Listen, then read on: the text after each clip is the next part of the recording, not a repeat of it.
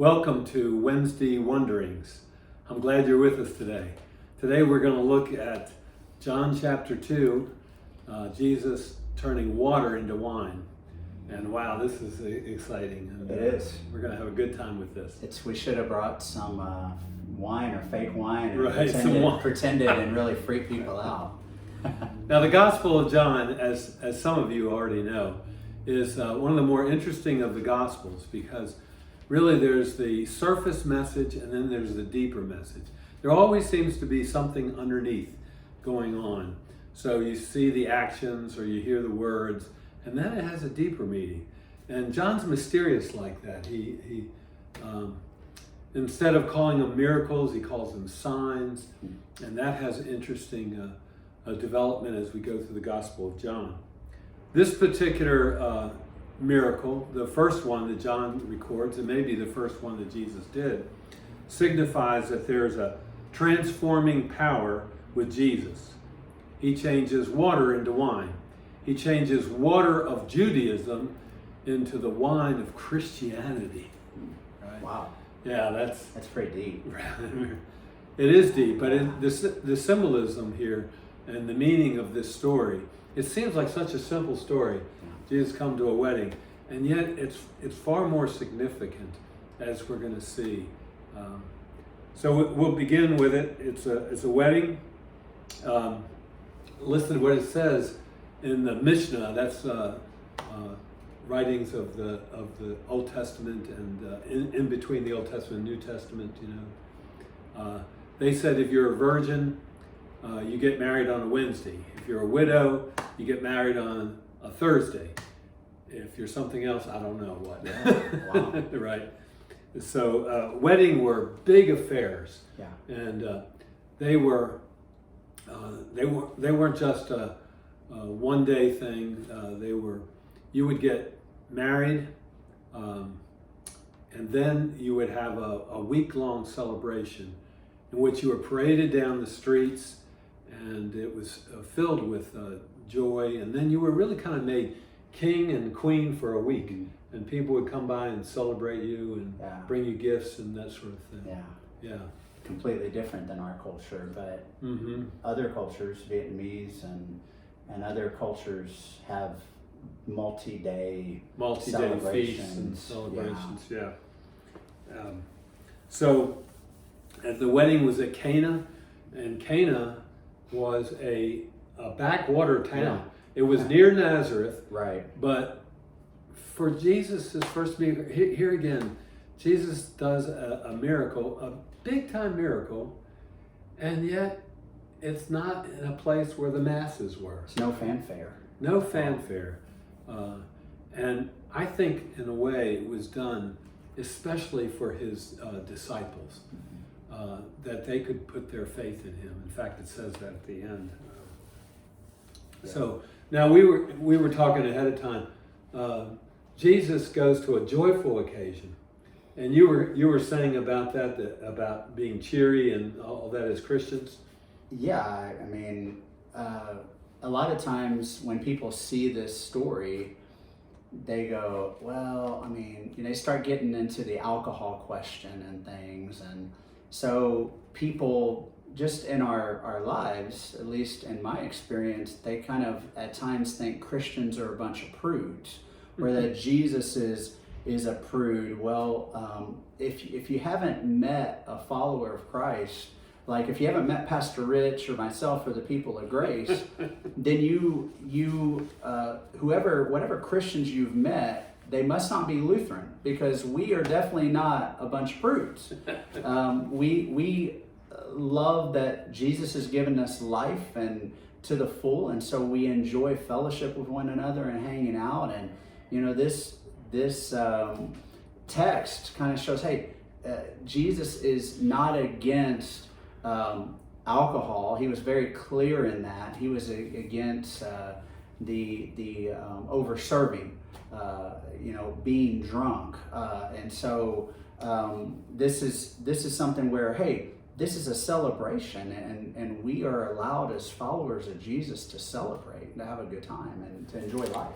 Sometimes I think people out there and even in churches feel like Christians should be serious, and there shouldn't be too much mirth and too much smiling and all the rest of it. When I first came to Knoxville, to Grace, in November of 1993, that first year was an interesting year for me because I don't know, some people probably had wished for a different kind of pastor. Anyway, I love humor. I do. I love to spin some words around and laugh myself and hopefully with others. Anyway, there was a member of the church who took offense at me and said to me in no uncertain terms, "Pastor, you're not serious. A Christian pastor ought to be serious, and you're just not serious enough." And actually this person went on to rebuke me for a good while, even wrote me a letter and saying that I was not her idea of a pastor. So not surprisingly, she didn't remain with the church. But I think Jesus shows us in his being genial with people, his joy. I could see Jesus drinking wine. I really believe he did absolutely. that. Not to excess, of course. Drunkenness was always considered a sin among the whole time. Jewish people and the people of that day. But I could see him smiling and laughing. He knew what friendship was. Yeah. He knew what family was. Why was he at this wedding? Yeah. Well, in my study, it appeared that, commentators are saying, well, Mary probably had some higher responsibility with this wedding. His mom, maybe in charge of the whole thing, because the comment was made, well, why would she be involved or want him to be involved? So it seemed like it was a family wedding or absolutely. a family member, a close friend Right. of the family, something like that. And so otherwise, why would she ask Jesus to be in? Other than she also probably knew him to be like otherworldly, just that she knew there was something different, obviously, about Jesus, her son. But his being there's no mention of Joseph. No. So we could maybe infer that Joseph has already passed on. Right. But I think it was a relative. Yeah. And that Jesus was probably related to someone in the wedding party. But he brought his disciples along, and was that why they ran out of wine? I doubt it. He had a plus 12 instead of plus 1, Yeah, right? There may not even have been 12. All of them, yeah. Right. Because this is only 3 days, Yeah. right, after he's calling disciples. So, Jesus, when I said Jesus drinking wine, from Luke 7:33, he contrasts himself with John the Baptist. Mm-hmm. John the Baptist came neither eating bread or drinking wine. Yeah.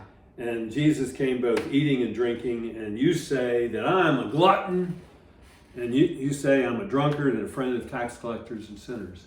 And he was making the point here that you can't win with people who will not see the truth.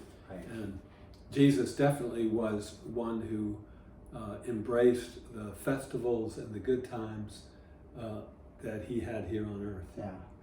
But we get to the fact that they run out of wine, and this was a real problem. Wine equaled gladness and joy. Yeah. And from my studies, what do you think of this, Pastor Danny? It said that they were actually liable, Yes. legally liable. Mhm. Did you catch that? I've seen that too. Yeah. By running out of wine like this. Almost people could put charges on them because it disallowed them from having a good time or whatever. Yeah. It was crazy. I've read that as well over Right. the years. Also, it was just dishonorable to the Yes. family, to the Humiliating. guests. It was humiliating. It's I mean, just think about it this way. It a lot of times whenever you run out of things, you just kind of go, well, I guess party's over. Party's That's over, it. yeah. That's it. But what happened in biblical times, this was a social faux pas completely. It was dishonorable. You could be held liable. It was an embarrassment for the bride and groom and their families. It didn't matter about their social status or what clout they had socially or culturally. It was bad. It was just something you did not do. You run out of wine and it's offensive. And so, a little test for you. When we can all gather together again, just try it sometime. Just run out of wine at a wedding and see what happens. Right? I mean, people won't probably, they would be bitter. They would still love you, but they would be bitter. More than likely if they enjoy having a little wine or beer or what have you at a party. And and now it wouldn't be like what it was then, but people would probably talk about it at some level. Yeah. So anyway, they run out of wine, and so Mary comes to her son Jesus and says they have no more wine, and Jesus says, "Dear woman, why do you involve me?" Jesus replied, "My time has not yet come." Now, in Greek, the word woman is not as harsh as it may sound, but nevertheless, he didn't say mother. No. He didn't say mother. If I had said that to my mother years ago, woman, what does this have to do? I would have better ducked, because my mother would have that left I would have been in trouble, jab, But it wasn't that harsh, but it was still kind of, our relationship has changed. Mm-hmm. Our relationship has changed. I am the Messiah. I am the Christ. I'm the one who has come. And you're my mother, and I hold you in esteem, but now it's about my mission. Yeah. And so there's this relationship that is changed, and he says, my time has not yet come. Wow. My hour has not yet come. Yeah. I see this as referring to, because in the Gospel of John it talks about my time or my hour has not come. And that hour is clearly identified as the hour of his crucifixion. Mm. Jesus knew from the very beginning his mission, his task, what he was about to do, and it was for us. Yeah. He was going to meet that moment. He was headed toward that moment. I've always said I always like that line. He set his face like flint. He rock hard determination. Yeah. Right. And he did it. Like he went, and so the servants go get him a whole lot of water. Could have been anywhere between 120, 180 gallons of water, and then they give it to the master of the feast, which is almost like the reception coordinator, I guess. The wedding coordinator would be kind of the role they play. Or master of ceremonies. Yeah, master of ceremonies. And so, the assumption is almost like the person goes, oh, well, let's try it, and they're expecting water. But even then, it's not, they taste wine, and it's not Franzia, it's not $2 Chuck, it's not cul-de-sac, it's not a $3 or $5 bottle of wine. It's Opus 1 2013. It's Arrowwood Reserve Special Cabernet Sauvignon 2013. Whoa, listen to him. It's the high dollar stuff, and even better than it being the good stuff, or it's better than anything you or I probably had ever tasted, because Jesus creates it. It's a perfect wine, and we have no idea what that would taste like. I'm not one of those who do this and get a cracker afterwards. That's not my kind of thing, but it's the good stuff, and everyone's shocked, right? I mean, whenever as this is going, because when people serve they serve the good wine at first, they would run out, and then they'd serve the cul-de-sac, the $2 Chuck, whatever. Not Jesus. Right. He served the best all day, every day. Let's go back a little bit. Yeah. Mary comes to Jesus. Why did Mary come to Jesus? She knew that he was special. Yeah. She knew he could do something. There's a legend that I uncovered that when Jesus was a little baby, and he was at home, for 30 years, really, but when he was a little baby, when people felt tired and worried, hot and bothered and upset, that they would say, let's go look at Mary's child. And the legend had it they would look at Jesus and their troubles would roll away. Already from, now it's a legend, Yeah, you know, yeah. but this is the effect that Jesus had on people. Jesus could do things. Obviously, he would feed the 5,000, he would walk on water, he would do all kinds of things. Jesus could still the storm. Jesus could take away problems, diseases, troubles. Mary believed in him. Yeah. Even though she would have later on some doubts sometimes, that happens, but she believed in her son. And she knew he could do something about it. And notice this, at first he says, you know, it's not, you know, time. But he honors his mother. Yeah. And more than that, I thought about this. He has sympathy for this married couple. Oh, yeah. He could have said, you know, this is not my time, I'm not doing anything. But no, he has compassion. And maybe he wanted the party to go on. Well, he didn't want them to maybe be embarrassed either. That's right. You know, He cared for them, he loved them, and just as he cares for us and loves us, so he doesn't, you know, so he wanted to be part of that, and then, you know, afterwards, verse 5, Excuse me. Mary says to the servants, "Do whatever he tells you." Yes. You know, which I thought was kind of interesting. Doesn't matter what he tells you, just Yes. do it. She had such faith in him Yeah. that he could handle this situation. And Yeah. and shouldn't that be our attitude, that we know that Jesus can handle any situation? Yeah. He promises to listen to us. He says, "I'm always with you.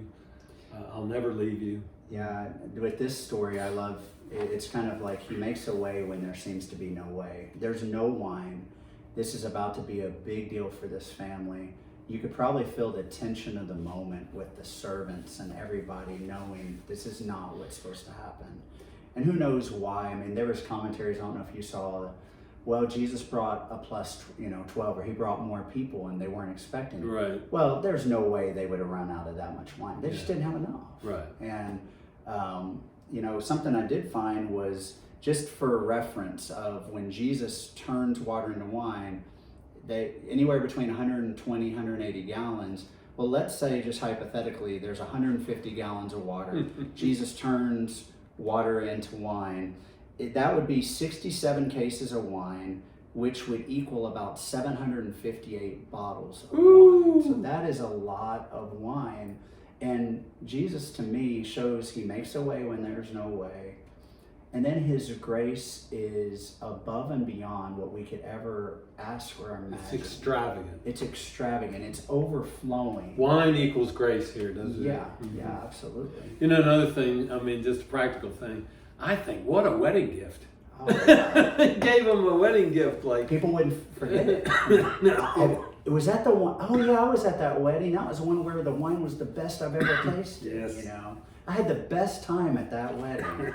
This guy, came up and made all this wine, and it was terrific, Again, excuse me, I'm a little bit allergy prone today for some reason.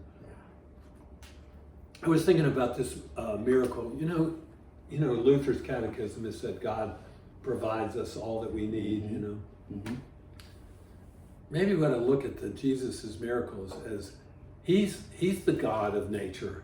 He's the God of provider. Because you think about it, go to Napa Valley, where a lot of good wine is made, right? A lot of good grapes. Sonoma, Napa, yeah. So God brings the water that nourishes the vines, which turns it into wine, right? Yeah. Jesus aligning himself with God the Father because he is God. He does this miracle, which would be very natural for him to do, because he's been doing it for thousands and thousands of years, right? Mm-hmm. Yeah, and present, part of creation, obviously. It's kind of neat too that, Jesus, just as he showed there was a way there, he still does that today for us. Even in this time where we're at in history, He's blessed us with technology Yes. where we can get to chew on the sweet word of God, Right. you know, and get to discuss that, and we all get to experience that and connect together on God's word, even when we can't be all present at the same time. He's still blessing us and continuously, day by day, and he's been doing that through the whole history of human beings and the existence of the world.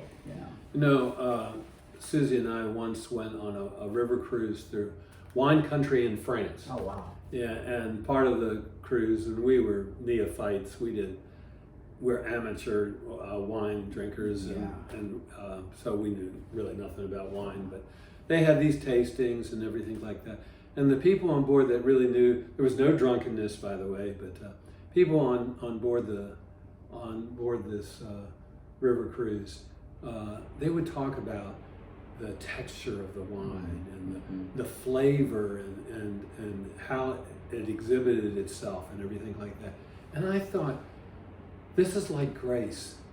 For different people, it comes upon differently, you know? I mean, grace is grace, of course, it's God's love, but how God's love is experienced and how the flavor of it and the complexity of it comes into people's lives is something I think very interesting. That is interesting, yeah, to think about it that way, because it does look different, or we see it differently as we receive it. You know, we don't always see it in the same way, but it's still grace. Yes, you know? Still grace. So, yeah, So- it doesn't matter how robust the flavor or not, it's still wine. Yeah. You know? So what we see near the end of this message here is that it's revealed. How many people knew that Jesus turned this water into wine? Well, we probably have the servants, and we have the master of ceremonies. Feast, yeah. Maybe he didn't know where it came from. You know, I mean, just thought somebody got it. So we have Mary and the disciples. So his glory is revealed to really very few, and in a sense, and hidden from the majority here, right? And to me, again, maybe I'm putting more into thinking through this miracle than it needs to be, but to me, it seems like Jesus, the first church were the disciples. Yeah. And they were to go into the world and display the glory of Jesus by talking about and witnessing about what he did, right? Right. And they did it through the Gospels, right? And Paul really explains the Gospels and stuff. So the church started small, like a little mustard seed. Right. And it grew and grew and grew. And to me, that's what this miracle is about as well. You know, maybe I'm getting too much out of this, but I mean, I find it funny that the whole wedding party should have said, "Hey, look what he did," but that didn't happen. But it does say it in verse 12, his disciples, and I'm sorry. Yeah. Oh yeah, right there in verse 11. 11. And his disciples believed in him. Yeah, they fixed their faith on him. Yeah, so it did impact them, and and what's crazy is we have no idea what the name of the bride and groom were, but we know what happened at their wedding all those years later, because it mattered, and like you said, it was that first sign and wonder that Jesus is wholly and uniquely different. Absolutely. And he's lavishing grace. Yeah. And he continues to do that through the rest of not just this gospel, but all of them. I love that word lavish. He pours it on, you know, overflowing, you know, grace to us with all its complexity, all its flavors, all its richness, the deepness of it, you know. It's a wonderful grace that he gives us. Yeah, and this is a God who still does miracles, still lavishes grace on us, and so we can put our hope and trust in him, whether things are great or whether things are tough. That grace is still present, and I pray that's what you hear today as we're looking at this. So if we use a little humor here and there, and we celebrate the goodness that God has brought into our lives, I hope you understand and join with us. Yeah. And celebrate how good God is. Yeah, enjoy the life that Jesus has given all of us, because that's how He created us. And you look at different texts of Scripture, and He's funny, He's sarcastic. Jesus, I think, would be a fun guy to hang out with. Yeah. You know. Shows all the human emotions in a holy way. Yeah. Right. That's right. Well, God bless you, and I hope you join us next week for Wednesday Wonderings. It's always going to be good stuff. I guarantee it. We'll see you soon. Bye-bye.